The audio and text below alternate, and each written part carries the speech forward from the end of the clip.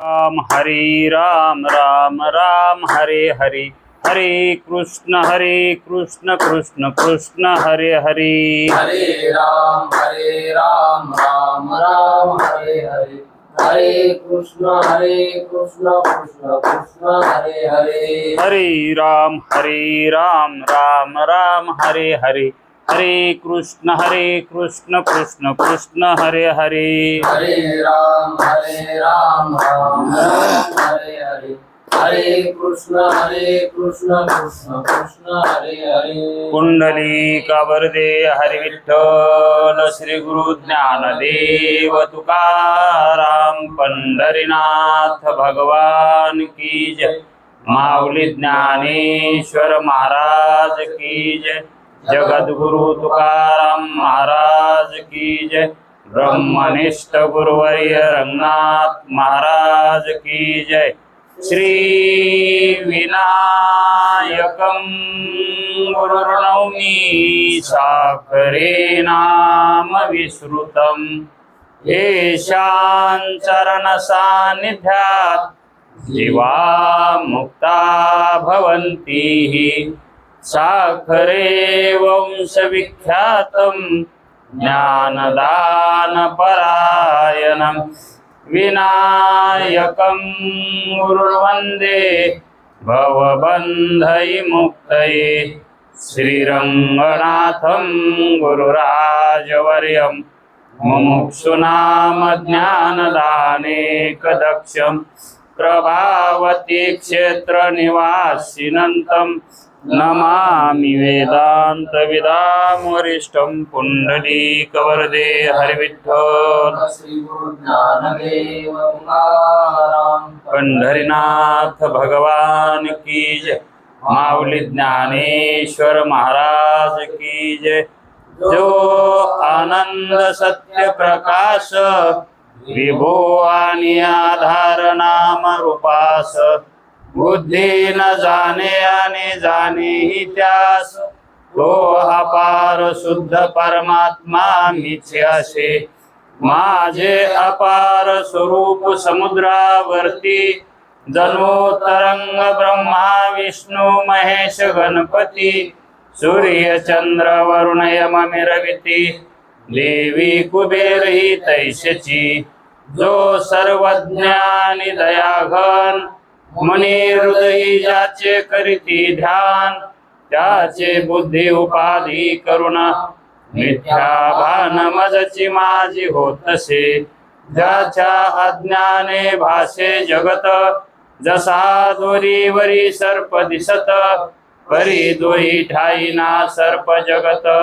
हे स्वतंत्र आणि स्वयं ब्रह्म मीची असे। पुण्य पुरुषी सदैव निष्काम बोध प्राप्ती कारणे भजावा राम। तो मीची आहे आत्माप्त काम तरी नमन कवना करावे म्या। जयांचे केलिया स्मरण सकळ विद्येचे होयाधिकरण। तेची वंदू श्रीचरण श्री गुरूंचे ते नमस्कारो आता। चला विचार सागर तरंग 6वा परिच्छेद 27वा।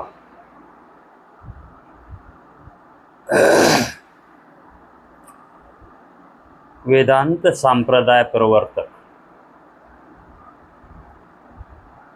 वेदांत संप्रदाय प्रवर्तक भगवान व्यास यांच्या कृतीचे रूपक। त्यांच्या कृतीचे म्हणजे त्यांच्या कार्याचे रूपक। त्यांचं कार्य रूपकातून सांगितले म्हणून रूपक रूपक करून सांगितले। आता ते कसं सांगितलं ते कळलंच की। पण कुणाचं सांगितलंय? भगवान व्यासांचं सांगितलंय। कोण होते ते? वेदांत संप्रदाय प्रवर्तक। संप्रदाय प्रवर्तक होते ते। संप्रदायामध्ये प्रवर्तक करणारे होते, है का नाही? संप्रदायात प्रवर्तक आणि कोण्या संप्रदायामध्ये प्रवर्तक करतात तर वेदांत संप्रदायामध्ये. वेदांत संप्रदाय हा एक महान संप्रदाय. अनेक दुसरे संप्रदाय आहेत, नाही असं नाही, संप्रदाय आहेत ना, पण त्यांना संप्रदाय सुद्धा मना वाटत नाही. कारण संप्रदायाचे जे लक्षण असतात ते लक्षणच त्यांच्यात नाही. संप्रदायाचे लक्षण, संप्रदायाचे काय लक्षण असावेत? संप्रदाय म्हणजे काय? संप्रदायामध्ये जे काय प्राप्त करून घ्यायचं असतंय त्या प्राप्तीने परमानंदाची प्राप्ती आणि सकळ दुःखाची निवृत्ती अशी ज्या संप्रदायात होते त्याला म्हणायचं वेदांत संप्रदाय, है का नाही? आणि संप्रदाय आहेत पण त्याच्यामध्ये जर मोक्ष फल नसेल तर मग त्याला संप्रदाय म्हणावं का?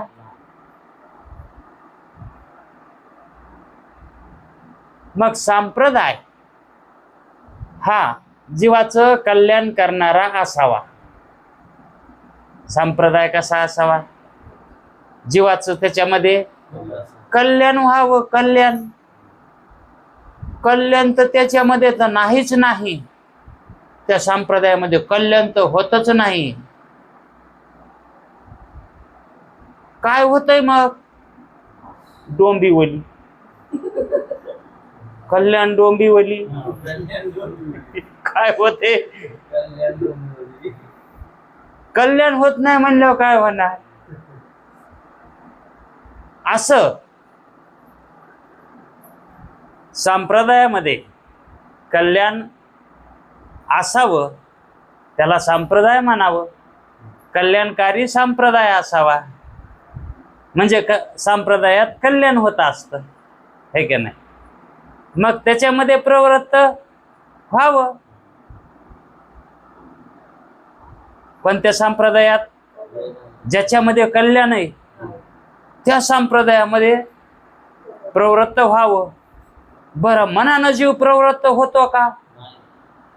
कोणीतरी प्रवर्तक आहे का नाही? असावा लागतो का नाही?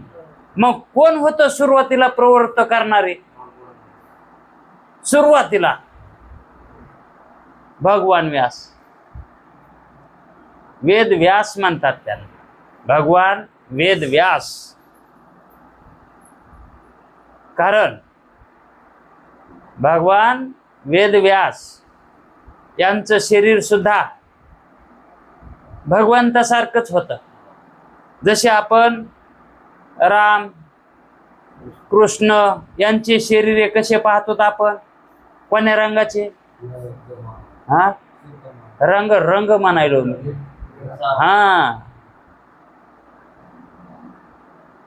आणि त्याच रंग होत त्यांच्या शरीराचा. म्हणून त्यांना भगवान व्यास म्हणत होते, कारण ते अवतारिक पुरुष होते. ते कसे होते? आता प्रवर्तक, संप्रदाय प्रवर्तक म्हणून जे काय त्यांची महती कीर्ती झाली आणि त्या काली सुद्धा त्यांना भगवान व्यासच म्हणत होते. आता व्यास का म्हणून म्हणत होते ते? वेदव्यास. कारण त्यांनी वेदाचंच काय केलंय? वेदातूनच काय केलाय? हा हे संप्रदाय जो आहे वेदांत संप्रदाय हा वेदातूनच दिलाय त्यांनी. वेदातून. मग त्यांची बुद्धी केवढी तल्लख असेल? सुरुवातीला जीवाला मोक्ष प्राप्त करून देण्यासाठी जी काही युक्ती वापरायची आहे ती युक्ती निर्माण करणं आणि वेदातून तो अर्थ काढायचा आहे. तो अर्थ कशातून काढायचा आहे? वेदातून काढायचा आणि सामान्य जीवाला समजन असं सांगायचंय. असं वेदव्यासानं कार्य केलं आहे. आता सुरुवातीला वेद हा एकच होता. सुरुवातीला वेद एकच होता. त्या वेदाचे 4 भाग केले त्यांनी. वेदाचे काय केले? 4 भाग केले. मग त्यामध्ये त्यांनी त्या 4 वेदावर भाष्य केले.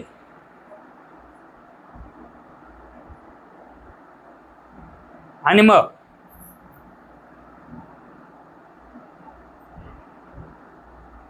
त्या 10ला 10 उपनिषदावर शंकराचार्यांनी भाष्य केले. पुन्हा ब्रह्मसूत्र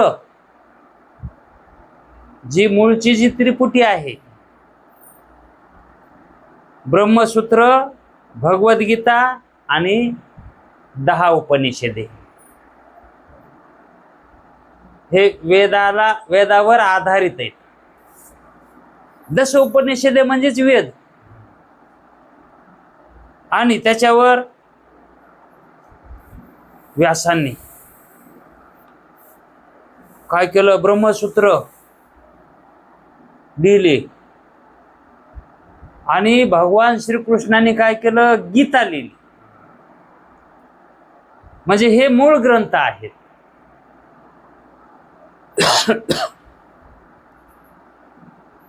मग ब्रह्मसूत्रावर सूत्र भाष्य केलं कोणी?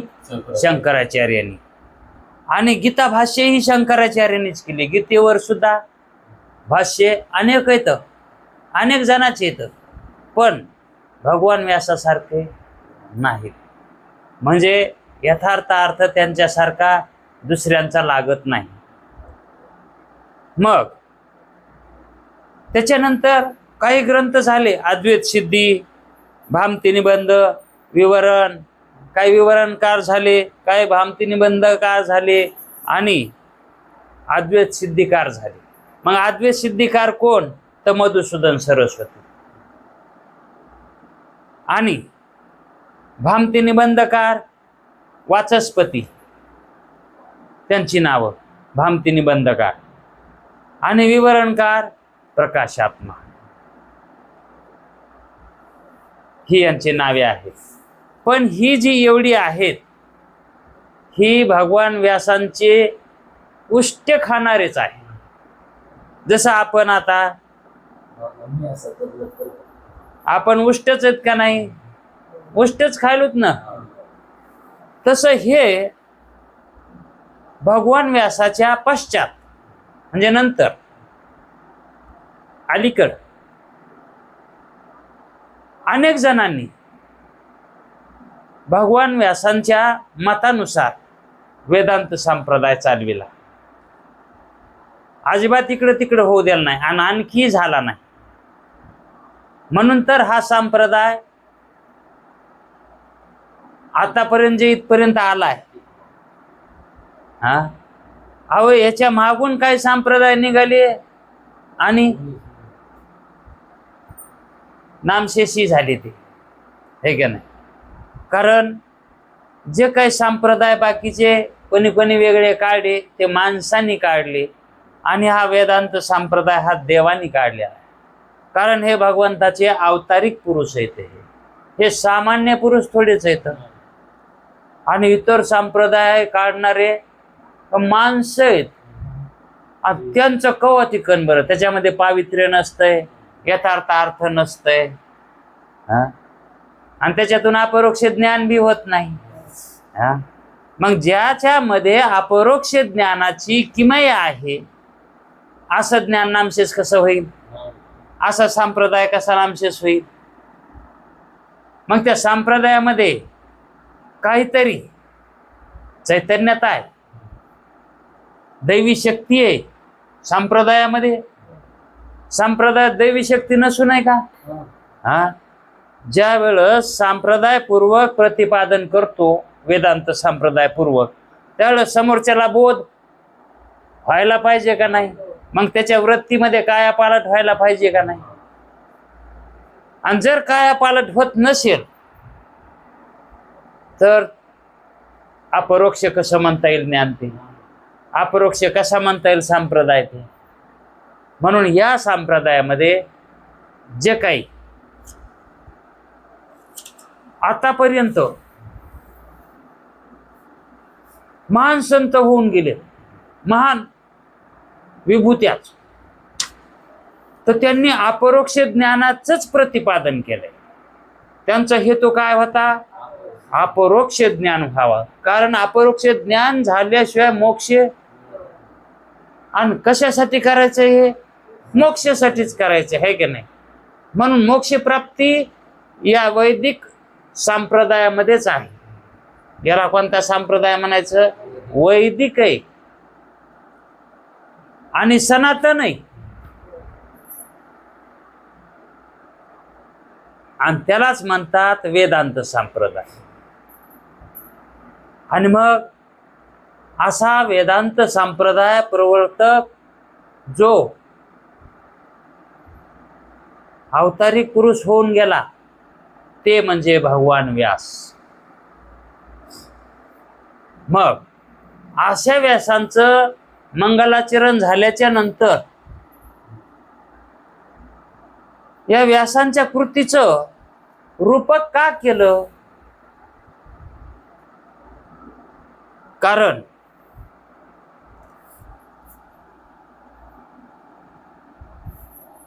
ज्याच्यापासून आपणाला प्रवृत्ती मिळाली, ज्याच्यापासून आपणाला प्रवृत्ती मिळाली त्याचा धन्यवाद मानावा लागेल का नाही? त्यांचं नाव घ्यायला विसरावं का? जर समजा आपण वरच्या मजल्यावर शिडीहून चालत गेलोत वरी, एक पायरी अशी वरी चालत गेलो, हे का नाही, माग फिरून त्या शिडीला नमस्कार करू नये का? कशामुळे वर आलो होतो आपण? मग तिचे उपकार आहेत का नाही आपल्या? मग भगवान व्यासांचे उपकार, म्हणून त्यांचं या ठिकाणी मंगलाचरण झालं की आद्य गुरु म्हणून, आद्य म्हणजे पहिल्या सुरुवातीचे गुरु भगवान व्यास, म्हणून त्यांचं अगत्य नमन करावं. म्हणून त्यांनी भगवान व्यास यांच्या कृतीचे रूपक या ठिकाणी मानले आहे. कुठे मानले बरं आता हे? अग्रदेवाला स्वप्नामध्ये गुरु, स्वप्नातलाच गुरु, स्वप्नातलंच शास्त्र, आणि स्वप्नामध्येच बोध करीत आहे. आणि त्यामध्ये हे मंगलाचरण सुरुवातीला करतात म्हणून अगोदर मंगलाचरण केलं. ते 3 प्रकारचं केलं: वस्तुनिर्देश रूप, नमस्कार रूप आणि आशीर्वादात्मक रूप. मग हे तिन्ही मंगलाचरण करून नंतर वेदव्यास यांना नमस्कार करून त्यांचं कृतीचं वर्णन करतात की कसे आहेत ते. म्हणून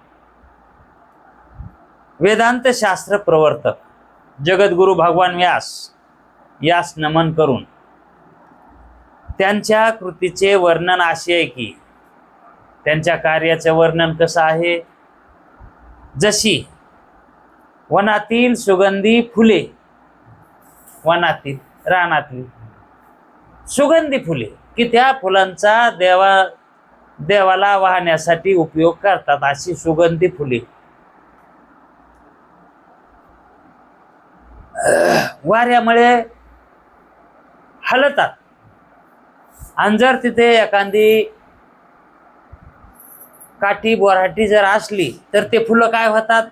त्या काठ्याला अडकतात, काठी त्याच्यात घुसत येत, हे का नाही, त्या फुलामध्ये. आणि मग त्यांचा नाशही होतो, त्या फुलांचा काय होतो? नाशी होतो ना. मग नंतर कोणी एखादा पुरुष त्या काट्यामधून ती फुले काढतो.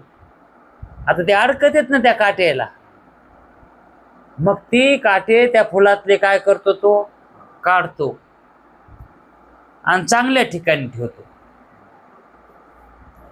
काटे का फुले?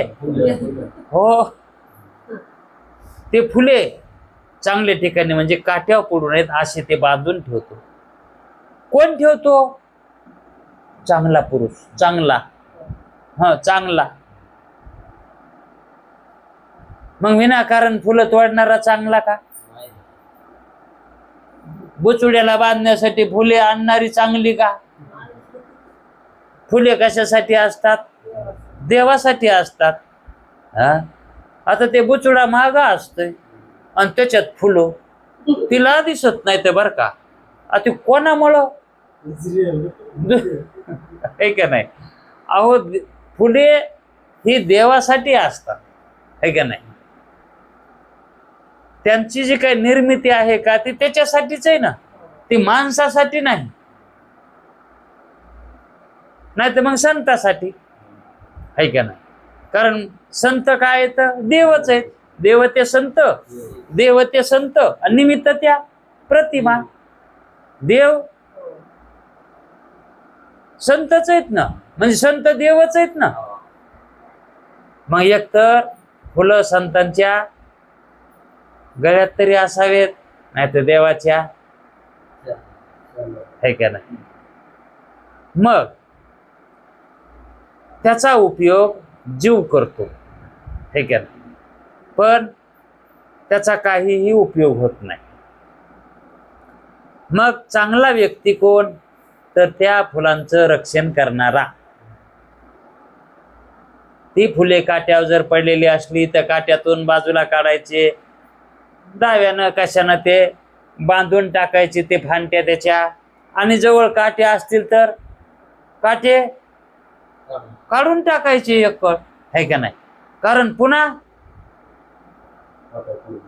त्या फुलांना, है का नाही, नंतर त्या फुलांना इजा होऊ नये.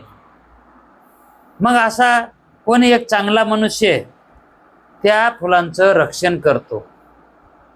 पुन्हा ती फुले काट्यात पडू नयेत म्हणून त्या फुलझाडास काही जाळे सुद्धा करून लावतात.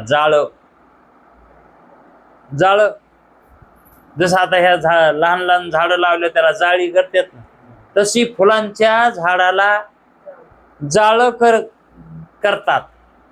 कारण ती इकडं तिकडं अस्ताव्यस्त पडू नयेत म्हणून, काट्याच्या झाडापासून रक्षण व्हावं म्हणून त्या झाडाला बांधून टाकतात. आणि त्याप्रमाणे ह्या रूपकाप्रमाणे वेदात 2 प्रकारची वाक्य आहेत. या वेदामध्ये 2 प्रकारची वाक्य आहेत. एक कर्मफल स्तुती, कर्माच्या फलाची स्तुती करणारी काही वाक्य आहेत.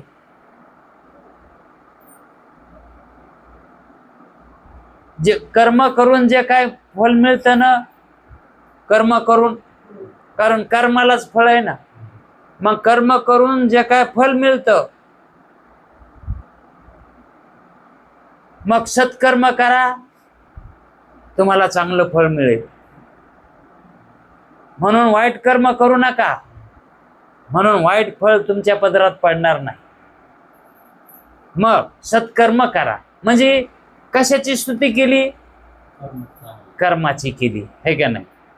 मग वेदामध्ये कर्माची स्तुती केली म्हणजे कर्म करा म्हणून हे सांगितलेलं आहे, है का नाही? मग कर्मफलाची स्तुती करून विषयासक्त पुरुषाची, जे विषयासक्त आहेत, निषिद्ध कर्म करणारे आहेत, त्या पुरुषाची वैदिक कर्मात प्रवृत्ती व्हावी म्हणून वेदानं काय केलंय? कर्माची स्तुती केली की सत्कर्म करा म्हणजे वेदानं सांगितलेले वेदविहित कर्म म्हणजेच सत्कर्म, हे वेदानंच सांगितलंय. आणि मग वेदानं जे काही सत्कर्म करा म्हणून सांगितलंय, हे कशासाठी सांगितलंय? त्यांची त्या कर्माच्या फलानं, कर्माचं फल काय सांगितलंय? सांसारिक फल. कर्माचं फल काय मिळेल? कर्मार्थिक फल मिळेल का? सांसारिकच फल मिळेल. आणि जर तुम्ही सत्कर्म केले तर तुम्हाला संसारामध्ये चांगलं फळ, इच्छित फल मिळेल. ईश्वर इच्छित फल वासना पूर्ण करणारा आहे, म्हणून सत्कर्म वेदानं सांगितले. तर आणि त्याचं फल चांगलंच सांगितलंय ना, आहे का नाही? मग हे वेदानं का सांगितलंय? तर याच्यामध्ये सांसारिक जीवाची सत्कर्म करण्यात प्रवृत्ती व्हावी म्हणून सांगितलंय. मग सत्कर्मामध्ये प्रवृत्ती कशासाठी करायची आहे? म्हणजे वेदानं कसं सांगितलंय बघा. अगोदर काय सांगितलंय? कर्मामध्ये, कर्मामध्ये प्रवृत्त केला अगोदर, आहे का नाही? आणि कशासाठी? तर आपण जे काय संसारात आहोत ना, आपल्याला पाहिजे ते देव देतंय सत्कर्म केल्यावर, आणि वाईट कर्म केले की वाईट शिक्षा करतो, असं वेदानं सांगितलंय. मग विषयासक्त पुरुषाची वैदिक कर्मात प्रवृत्ती करवितात. काय? सत्कर्म. दुसरी वाक्ये कर्म फलाच्या अनित्यत्वाविषयी जे कर्म सांगितलेत का, त्याच कर्माविषयी, ते कर्म अनित्य आहेत म्हणून. ते नित्य कर्म अनित्य आहेत, त्याच्यापासून खरी फलाची प्राप्ती होत नाही. फलाची प्राप्ती होतच नाही असं नाही, फलाची प्राप्ती होते, पण त्या ठिकाणी ते फल नित्यानिरीतीशे आनंदाला प्राप्त करून देणार नाही.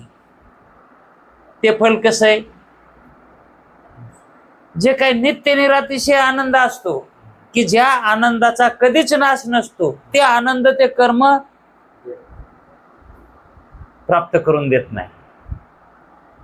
मग अनित्यत्व सांगून त्या कर्माचं नंतर वेदानं काय केलंय? आणि सुरुवातीला कर्म करा म्हणून सांगितलंय, नंतर ते कर्म अनित्य येतं असंही सांगितलं. मग त्यापासून पुरुषास परागमुख करवितात. वेदामधले काय वाक्य कसे येतं? त्या पुरुषाला परागमुख म्हणजे त्याच्यापासून, त्या कर्मापासून वेगळं करतात. म्हणजे कर्मामध्ये प्रवृत्ती राहू देत नाहीत ते. मग अशा वाक्यांचा भगवान व्यासांनी सूत्रे करून विभाग केलाय. सूत्रामध्ये काय केलंय? त्यांचे विभाग केले. तर मग कोणते विभाग केले? तर सत्कर्म, असत्कर्म आणि निष्काम कर्म हे विभाग केलेत आणि सूत्रात्मक केलेत. पुन्हा त्याच्यामध्ये अजिबात चूक होऊ दिली नाही. आणि असे तात्पर्य त्याच्यातलं काढलंय की कर्म सांगून असं त्याच्यातलं तात्पर्य काढलंय, वेदातील सर्व वाक्यांचे साक्षात किंवा परंपरेने निवृत्तीमध्ये तात्पर्य आहे. वास्तविक त्यांना जे काही हेतू साध्य करायचा होता, काय हेतू होता? नित्य निरातिशय आनंद जीवाला प्राप्त व्हावा, है का नाही? आणि जीव तर राक्षसासारखा फिरत होता. मग यांना हा आनंद, नित्य निरातिशय आनंद कसा प्राप्त व्हावा? कारण हा राक्षस वृत्तीनं वागायलाय, असत कर्म करायलाय, पाप कर्म करायलाय. मग याला सुखाची प्राप्ती कधी होईल?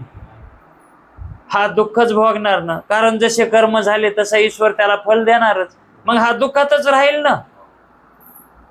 मग दुःखातून काढण्यासाठी याला काय करायला पाहिजे, तर याला सकाम कर्म करायला लावायचे. सकाम का व्हायना पण सत्कर्म करायला लावायचे. सत्कर्म कर बाबा, कसे का व्हायना, सकाम का व्हायना पण कर, फळाची इच्छा धरून का व्हायना पण कर. आणि मग नंतर त्यांना काय होईल, त्याला थोडस कळल, दारू पिऊ नये, मांस मच्छर खाऊ नये, है का नाही. मग तो थोडासा माणसात आल्यावानी माणसावानी दिसल ना, है का नाही. मग तसा झाल्यावर तो त्याचं थोडस का व्हायना पण अंतःकरण शुद्ध होणार. राक्षस वृत्ती, कोणाची हिंसा करणार नाही, है का नाही. आणि अभक्ष्य भक्षण सुद्धा करणार नाही, सुरापान करणार नाही, खोटं बोलणार नाही. असा जर झाला तो, तर त्याच्यामध्ये काहीतरी फरक पडलायच म्हणायचं. हो, मस्त त्याला ज्ञान झालं नाही, पण तो माणसात तर आला ना, हे का नाही. आणि माणसात आलेल्यालाच काय करावं लागतंय नंतर, अरे बाबा हे जे कर्म आहेत ना, तू जे करायलास ना सत्कर्म, ते सत्कर्म तू कवर करतोस, असत्कर्म करू नको, आणि सत्कर्म सोडू नको, आणि कर्म केल्याशिवाय राहू नको. कर्म तर करावेच लागतील ना. हा, फक्त असत्कर्म करू नको, सत्कर्म करीत राहाय. पण त्या सत्कर्मापासून मिळालेला जो काय मोबदला आहे फलरूपी, त्याची इच्छा धरू नको. म्हणजेच निष्काम कर्म कर. कसे कर्म कर, हा, फलाची इच्छा करू नको, कारण त्याचं फल कसं आहे, अनित्य आहे. जरी कर्म केले, हा, सकाम शुद्ध कर्म जरी केले, तरी त्या शुद्ध कर्मापासून मिळणारं जे काय फळ आहे, ते फल शुद्ध नाही, नित्य नाही, अनित्य आहे. कारण ते नाश पावणारच आहे ना.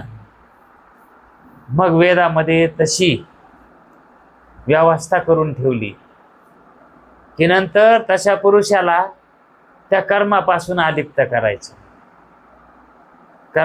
कर्मफलापासून अलिप्त करायचं. आणि मग त्या कर्मफलापासून जर तो अलिप्त झाला, तर त्याचे निष्काम कर्म होणार. आसक्ती राहील का फलाविषयी, पुन्हा नाशिवंत फलाविषयी.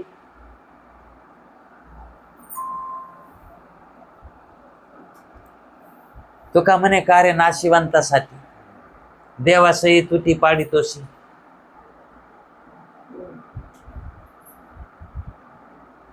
कामून रे असं करायला तू, हा, इतका देव सुखरूप आहे, आनंदरूप आहे, आणि ते सोडून तू त्याची तुटी पाडून, त्याची तुटी पाडून म्हणजे त्याचा संबंध सोडून, हा, कामून ते याच्यामध्ये तू पडायला लागलास नाशिवंतासाठी. इतका कामून तू मरमर करायलास, कारण तू कितीही कर्म केलेस, सत्कर्म जरी केलेस, तरी त्याच्यापासून तुला फल जे मिळणार आहे का, नाशिवंतच फळ मिळणार आहे. मग कार्य नाशिवंतासाठी देवासही तुटी पाडितोशी. मग तू अपरोक्ष ज्ञान करून घे ना. असं भगवान व्यासाने सूत्रात्मक काय केलंय, सगळं बसून टाकलंय. ह्या मार्गाला जो लागला की तो मुक्त झाल्याशिवाय राहतच नाही, मुक्त झाल्याशिवाय राहतच नाही ते. कारण तशी मांडणीच तशी केलेली, बांधणीच तशी केलेली. कशाची, संप्रदायाची. कोण्या, वैदिक. कोणता वैदिक संप्रदाय, वेदांत. वेदात जे सांगितलंय ते सगळं भगवान व्यासाने सूत्रात्मक रचना करून ठेवली. मग केवढा महात्मा असेल ते. मग त्यांचं तात्पर्य काय होतं, की यांनी निवृत्तीमध्ये प्राप्त व्हावं. त्यांना निवृत्तीमध्ये तात्पर्य आहे त्यांचं की जीव हा निवृत्त व्हावा. आता जो प्रवृत्त आहे का हे कशात प्रवृत्त आहे? संसारामध्ये, हे का नाही? मग हे संसाराची नोकरीच करायला आहे ना तो. संसार कोणाची नोकरी करायला आहे? संसाराचीच करायला आहे ना, आहे का नाही? आणि संसारात पुन्हा दुसरे जीव आहेत आणि त्याच्यासाठी करायला, ते त्याच्यासाठी तरी करायला आहे का? स्वतःसाठी, दुसऱ्यासाठी? म्हणजे दुसऱ्यासाठीच काय करायला ते प्रवृत्ती कर्मामध्ये. मग स्वतःसाठी, स्वहितासाठी तो करी नाही. मग ज्या वेळेस आपणाला परमार्थामध्ये प्रवेश करून संतांची संगत करून काय करायचंय? आत्मबोध करून घ्यायचा आहे आणि निवृत्ती प्राप्त होऊन मुक्तता प्राप्त करून घ्यायची, है का नाही? मग संगती साधूची, संगती साधूची कशा कारणानं करायची? स्वहिता कारणे. आणि आपण जी कर्माची संगती करायलो त्याच्यामध्ये स्वहिता कारणे व्हायले का? ते त्याच्या स्वहित व्हायलंय का परहित व्हायलंय? दुसऱ्याचं हित व्हायलंय त्याच्यात. आणि स्वहिता कारणे सांगितलंय संगती साधूची. आणि काय होईल त्यानं? भावे भक्ती हरीची भेटी त्याने. हरीची भेट होईल ना. हरीची भेट होईल म्हणजे हरीचा तुमचा आभेद होईल, है का नाही? म्हणजे तुम्ही हरी होता. जे तुम्हाला वाटायलं ना मी हरी नाही, तर तुम्ही हरी होता, है का नाही? मग तात्पर्य त्यांचं निवृत्तीमध्ये आहे म्हणून त्यांनी इतकं असं सांगितलं आहे. कोणत्याच वाक्याचे प्रवृत्तीमध्ये तात्पर्य नाही. जरी त्यांनी प्रवृत्ती कुठं कुठं सांगितली असली तर त्यांचं तात्पर्य त्या प्रवृत्तीमध्ये नाहीच. तुम्ही तेच करीत बसा.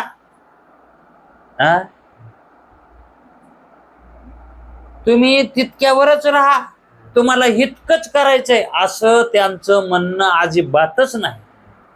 त्याच्यात त्यांचं तात्पर्यच नाही. फक्त ते कशासाठी केलंय? ते प्रवृत्ती कशामुळे सांगितली सत्कर्मामध्ये? की बाबा ते माणसात यावं, त्याचं अंतःकरण शुद्ध व्हावं. माणसात येणं म्हणजे माणूस होणं म्हणजे, है की नाही? अरे माणसं जन्मून माणसासारखे राहणार ना. हा, मग नुसते माणसासारखं दिसलं म्हणजे माणूस का? गुण पाहिजेत ना त्याच्यात, है का नाही? मग त्या मनुष्याला मनुष्य बनवून कशानं? प्रवृत्ती सांगून मनुष्य बनविलं. आणि मनुष्य बनवून त्यांना त्या कर्मामध्ये आसक्ती ठेवू नका म्हणून सांगितलंय. आणि मग आसक्ती ठेवू नका म्हणजे तो कसा झाला? निरासक्त झाला. मग त्या निरासक्तामध्ये जो वेदाचा बोध आहे, वेदाचं जे तात्पर्य आहे ते त्याच्या अंतःकरणामध्ये बिंबत. असं बिंबत नाही, असं बिंबत नाही. मेहंदी लावायची असली तर हात धुवून लावावी, तवा रंगन हात. आणि आधीच हात मळालेले. सारवण सारविले आणि मग हाताला मेहंदी लाव. हात धुये की आधी? मला कळाले मस्त तुला लग्नाला जायचंय मेहंदी लावून, पण हात धुई ना आधी. लग्नाचा आनंद तुला मिळल, पण हात धुई की. मेहंदी लावायची ना, इच्छा झाली ना, मग अगोदर हात साफ करावे लागते. तसं अगोदर अंतःकरण हे साफ करावं लागतंय आणि मग त्या साफ झालेल्या याच्यावर तो बोध प्रगट होतो. तो ईश्वर प्रतिबिंबित होतो तिथं, परमात्मा प्रतिबिंबित होतो आणि नंतर त्याचा आनंद मिळतो, त्यांचा आवेद होतो. मग भगवान व्यासांचं तात्पर्य निवृत्तीमध्येच आहे, प्रवृत्तीमध्ये नाहीच. आता प्रवृत्ती मग सांगूच नाही का, सांगावी लागेल ना प्रवृत्ती दुसऱ्यासाठी, त्याच्यासाठी, आहे का नाही. मग जरी निवृत्ती आपल्याला प्राप्त झाली तरी प्रवृत्ती सोडावी का, फक्त तिच्यात आसक्त होऊ नये प्रवृत्तीमध्ये. हा, म्हणून जीवाची स्वाभाविक दृष्ट सुखा करता निषिद्ध कर्मात प्रवृत्ती असते. दृष्ट सुखा करता, दृष्ट सुख, कर्म केले की सुख मिळालं, त्याच्यापासून काहीतरी फायदा, दृष्ट सुख म्हणते त्याला, दृष्ट फायदा, दृष्ट फल, है का नाही. पण कोणी कर्म केल्यावर म्हणतं का मला पुढच्या जन्मामध्ये याचं काहीतरी मिळाव, पुढच्या जन्मात, असे हेतून करतो का कोणी कर्म, लगेच मिळाव, दृष्ट, त्याला म्हणतात दृष्ट फल. हा, मग त्याच्यात तसं वाटतंय तर परमार्थात दृष्ट फल असून वाटून का, परमार्थात हे दृष्ट फल असावं ना. आपण परमार्थ केलाय ना, वेदांत चिंतन केलंय ना, ऐकलंय ना, मग मुक्तता आपल्याला अनुभवावर यावी की. हा, स्वरूपाचं ज्ञान अपरोक्षत्वानं व्हावं की. हा, मग ते दृष्ट फल आहे ना. मीच सच्चिदानंद ब्रह्मरूप आहे असं खच्चित ज्ञान होणं, याला म्हणायचं अपरोक्ष. आणि हे दृष्ट फल आहे का नाही. मग मी ब्रह्मरूप आहे असं जर ज्ञान झालं असेल तर त्याला आनंद कुठे जाईल त्याचा, तो आनंद रूपच होईल ना. कारण आत्मा आनंद रूप आहे, ब्रह्म आनंद रूप आहे ना, है का नाही. मग तो स्वतः कसा होणार, आणि मग तेच ब्रह्म होणार ना, तेच देव होणार ना. मग हे दृष्ट फल आहे का अदृष्ट फल आहे आपण आपल्यालाच कळणार ना. हा, मी तो वासुदेव तत्वता, मी कोण आहे, वासुदेव आहे असं ज्ञान दृष्ट फल आहे ना हे. मग प्रपंचासाठी दृष्ट फलासाठी मरमर करतात, प्रपंचातल्या दृष्ट फलासाठी इच्छा करतात.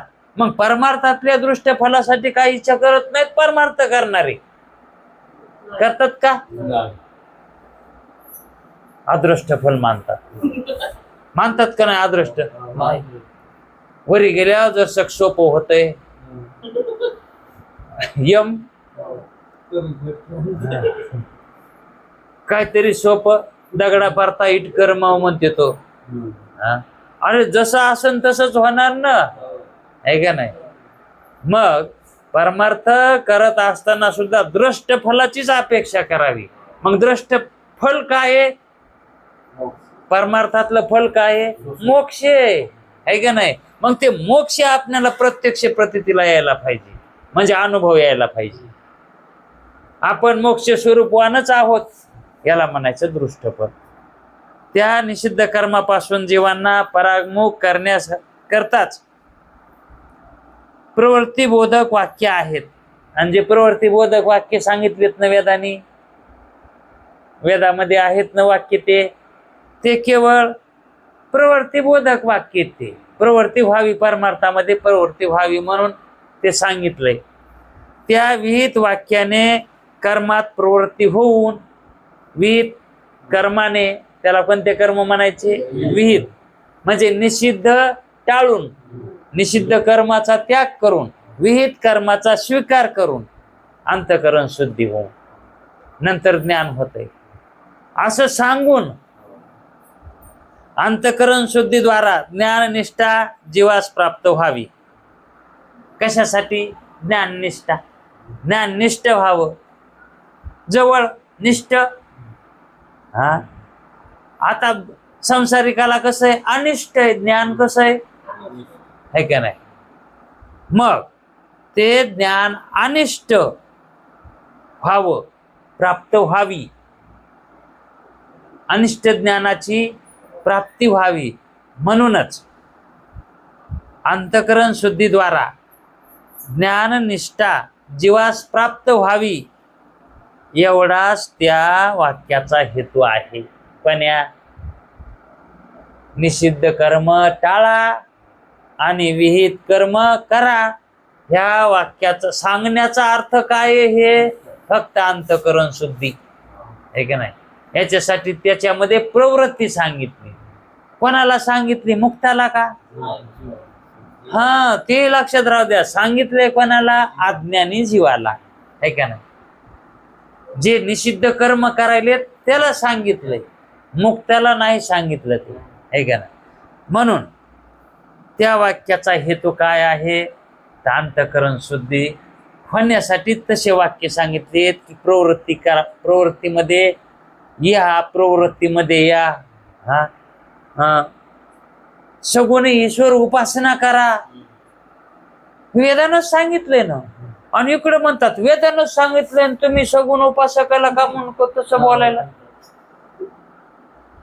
हे दुसऱ्या शास्त्राचं मनोगत आहे. तसे जे म्हणतात ना, हा, आता जे काही पूर्वमीमांसा शास्त्र आहे, हा, त्यानं तेच शास्त्र धरून बसले का नाही? हा, निवृत्ती शास्त्रामध्ये आलंय का ते प्रवृत्ती शास्त्र? मग प्रवृत्ती शास्त्र हे कशासाठी सांगितलंय?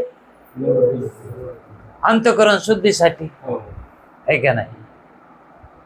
ज्याला अंतकरण शुद्धी करायची ना त्यानं प्रवृत्ती शास्त्रामध्ये प्रवेश करावा, म्हणजे पूर्वमीमांसा शास्त्रामध्ये प्रवेश करावा. आणि ज्याला ज्ञान पाहिजे ना त्यानं निवृत्ती शास्त्रामध्ये यावं आहे का नाही. आणि ज्याला मुक्त व्हायचंय ना त्यानं ते ज्ञान सोडून द्यावं. हा, ते घेतलेलं ज्ञान एकदा कळाल्यावर मग काय गरज आहे ज्ञानाची आहे का नाही. हा टप्पा आहे का नाही?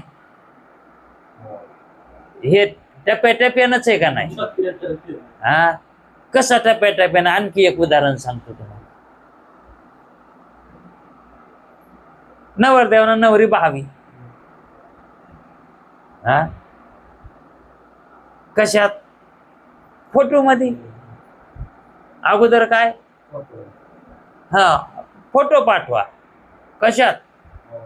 हा, फोटो पाठवा. आता फोटो अगोदर फोटो पाहणे आहे का नाही. पाहणंच आहे ना. मग बघितला फोटो, त्याच्यात काय दिसली? नवरी दिसली का नवरीचा फोटो दिसला? फोटो दिसला ना. हो, मग कोणचं ज्ञान झालं नवरीचं? अपरोक्ष, परोक्ष. नवरीचं कोणचं ज्ञान झालं? परोक्ष ज्ञान झालं ते. हा, मग परोक्ष ज्ञानावर कळाली का नवरी? हा, आणि कळाली नाही म्हणून तर पुन्हा प्रत्यक्ष बघायला जातो. ही दुसरा टप्पा. हे टप्पा कोणचा? एक परोक्षाचा पहिला आणि प्रत्यक्षाचा. मग तिथं जाऊन तो प्रत्यक्ष पाहतो. ते प्रत्यक्ष दिसणं, प्रत्यक्ष पाहणं, न्याळणं हे काय? प्रत्यक्ष ज्ञान आहे हे का नाही. आणि मग तितक्या भागलं का?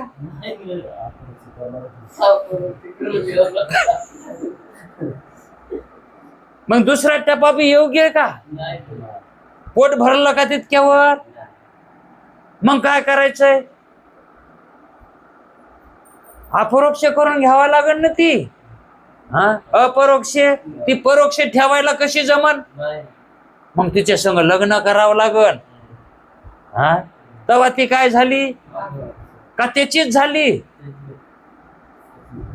ती अपरोक्ष त्याचीच होणं. हा, मग लग्न झाल्यावर त्याच्यापाशी राहते का बापाच्या इथं? हा, मग तसा झालेला बोध कोणापाशी राहतो?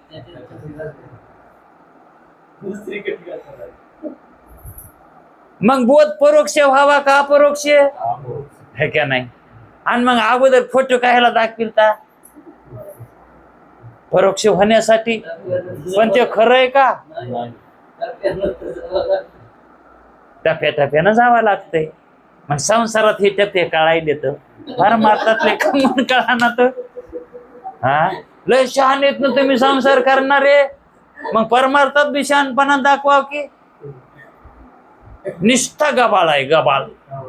परमार्थामध्ये निष्ठा गबाळ आहे. हा, अजिबात आळा नाही, है का नाही?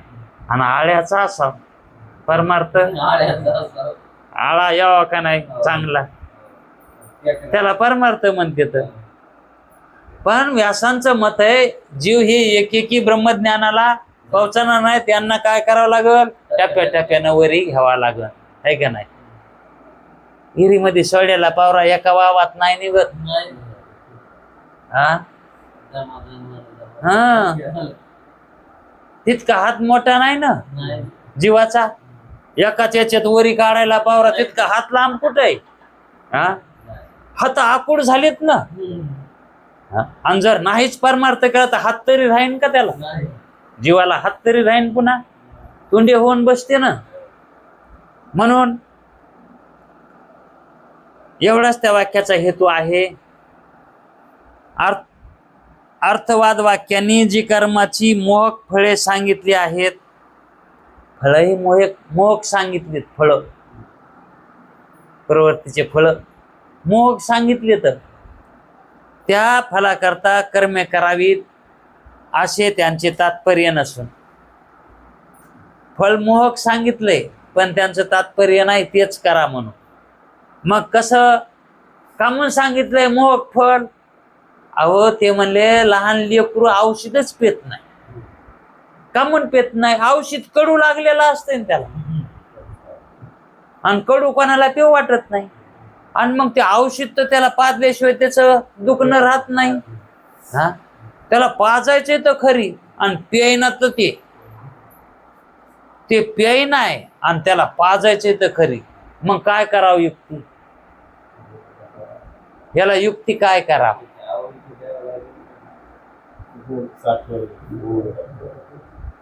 लहान लेकराला काय खावं वाटतं जास्त? गोड. गोड खावं वाटतंय. तेव्हा चॉकलेट नव्हते हो, गुळ होता, गुळ. हा, मग त्या लेकराला म्हणावं लागतं तुला गुळ देतो, इतकं पिलं टोपण हे पिलंच ना, तुला गुळ देतो. मग त्याला वाटतंय गुळ भेटायला, मग ते पेतय. हा, आणि लगेच मग गुळ मागत आहे. मग त्यानं पेलं ते कशाच्या आशेनं पेलंय? मग इथं व्यासांना काय सांगायची होती? निवृत्तीच सांगायची होती. हा, पण ते अंतःकरण शुद्ध झाल्या निवृत्ती शास्त्र कळत नाही. मग त्याच्यासाठी त्यांनी प्रवृत्ती शास्त्र, हे गूढ जीवा न्याय, याला कोणता न्याय म्हणतात? गूढ जीवा न्याय. कशाचं? काही काही जनावर असतात ना, हे एकदा सुटले ना, मेकूप टिली दावत ओढत अजिबात धरू देत नाहीत. हा, ते मोकारच होतेत ना. आता बिनदाव्याचं जनावर म्हणल्यावर ते का धरू देतं का? आणि मग त्याला काय इतकं शानपण आलेलं असते का? ते इतकं हुशार असते का? ह्या जनावराला बुद्धी किती असते? 2 वर्षाच्या लेकरा इतकी. ह्या बैलाला यायला 3 वर्षाच्या लेकरा इतकी असं. पण ते दुसरे जंगली असतात ना, यायला वर्षाच्या लेकरा इतकी सुद्धा बुद्धी नसते. हे मापन करता येते. तसं जर एखादं जनावर जर सुटलं तर त्याला ही जीव गुढ न्यायानं धरावं लागतंय. मग हिरवा चाराला ते कसं लाल चावलेला असतंय, मग हिरवा चाराची मुठण्याची ते येतं जवळ, धरायची येसन. मग कसा गवसाला हो इतका कडू असून बैल, दुसरे कमाल समजित येत. हा, तुम्हाला बराच गवसाला, अरे मला कशाचा गवसाला? त्याला गुढ जीवाने आहे, लावला तिथं तवा गवसाला. म्हणून कडू काढा मुलाने घ्यावा, त्याच्यापासून त्याचे कल्याण आहे, त्या काड्यापासून त्याचं कल्याण आहे. हे खरंय, हे खरंय.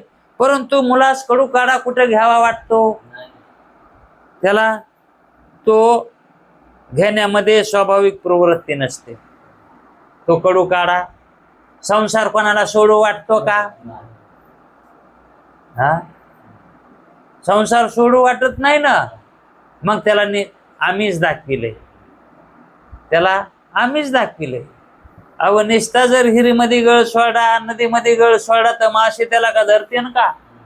त्याला आमिष लावावं लागत आहे तेव्हा ते मासा आहे का नाही? ते गळाला कवा लागल? आमिष काहीतरी लावल्यावर. या करता काढा घेतला तर गुळ देईन, ते आमिष आहे, याला आमिष म्हणते. तर असे सांगून तो गुळ पाहून त्या गुळाच्या इच्छेने बालक कडू काढा घेण्यास प्रवृत्त होतो. ही युक्ती आद्य भगवान व्यासांनी त्यावेळेस लढविलेली, सुरुवातीला त्यांच्या ठिकाणी ही युक्ती उत्पन्न झाली आहे का नाही? मग ही सर्वसामान्य व्यक्तीच्या ठिकाणी सुरुवातीला अशी युक्ती करता येईल का? हे भगवंताचंच काय आहे? कार्य आहे. याच गुढ जीवान्याय म्हणतात. त्याप्रमाणे अर्थवाद वाक्याची व्यवस्था भगवान व्यासाने लावलेली आहे. तसे वाक्य वेदामध्ये त्याची व्यवस्था नंतर त्यांनी करून दिली. त्यावरून ही गोष्ट सिद्ध झाली. आता याच्यावरून काय सिद्ध झालंय? सकाम कर्माविषयी कोणतेही वाक्याचे तात्पर्य नाही. सकाम कर्म करा असं वेदाचं म्हणणं नाही, भगवान व्यासांचं सुद्धा म्हणणं नाही, आद्य शंकराचार्यांचंही म्हणणं नाही, ज्ञानेश्वर महाराजाचं नाही, तुकाराम महाराजाचं नाही, एकनाथ महाराजाचं नाही. म्हणून गुरुजीनं सांगितलंय. त्यांचं नाही म्हणून मी पण सांगायलो म्हणले. सकाम कर्म सांगण्यात आमची प्रवृत्ती नाही, आमचं तात्पर्य नाही. मग तुम्हाला जी प्रवृत्ती सांगितली ती कशामुळे सांगितली? अंतःकरण शुद्धीसाठी तुम्हाला पूर्वमीमांसाशास्त्र सांगितले. म्हणून त्यांचं त्या वाक्यांचं तात्पर्य सकाम कर्माविषयी नाहीच मुळात. कसं? तर सुताच्या जाळ्यापासून कंटकाचा प्रतिबंध होतो. सुताच्या जाळ्यापासून कंटकाचा प्रतिबंध होतो. जर टरबूज लावले आणि रोजच डुकरं येऊ लागले तर एखादा शहाणा मनुष्य म्हणतो, अहो येडेत का तुम्ही, जाळ लावाना चौकून. कयासाठी? कंटक असणार डुक्कर तुमचं टरबूज खाणार नाही. म्हणून कंटकापासून जाळ्याचा काय होत? जाळ्यामुळं कंटकाचा प्रतिबंध होतो. म्हणून त्याप्रमाणे भगवान व्यासांच्या सूत्रांचे सकाम कर्मापासून पुरुष निवृत्त होतो. सकाम कर्मापासून पुरुष काय होतो? निवृत्त होतो. म्हणून मुमुक्षु जाळ्याप्रमाणे रक्षण करणारी व्याससूत्रे आहेत. यांनी जे व्याससूत्र लिहिली भगवान व्यासांनी ती कशी आहेत? त्या जाळ्याप्रमाणे आहे का नाही? म्हणजेच भगवान व्यास हे जीवाचे देव आहेत, गुरु आहेत, मूळ गुरु. म्हणून त्यांचं या ठिकाणी रूपक केलंय. रूपकातून त्यांचा अधिकार सांगितलाय, त्यांचं कार्य सांगितलंय, कार्य कशासाठी केलंय ते सांगितलंय. म्हणजे सगळंच त्यांचं या ठिकाणी निश्चलदास स्वामींनी आद्य गुरु म्हणून भगवान व्यासांना नमस्कार करून त्यांनी भगवान व्यासाचं रूपकात्मक या ठिकाणी वर्णन केलेलं आहे. आता हे झालं स्वप्नात. हे काय झालं? मंगलाचरण झालं. हे मंगलाचरण झालं ना. आता व्यासांचं म्हणल्यावर मंगलाचरण झालं. पण त्या मंगलाचरणाचा हेतू तरी बघा ना कसा आहे. ज्ञानच नाही. कामून व्यासाने असं केलं, म्हणजे कसं केलंय ते बी, कामून केलंय ते बी सांगितलंय. मग हे ऐकून नंतर त्या अग्रद देवाला, अग्रद देवाला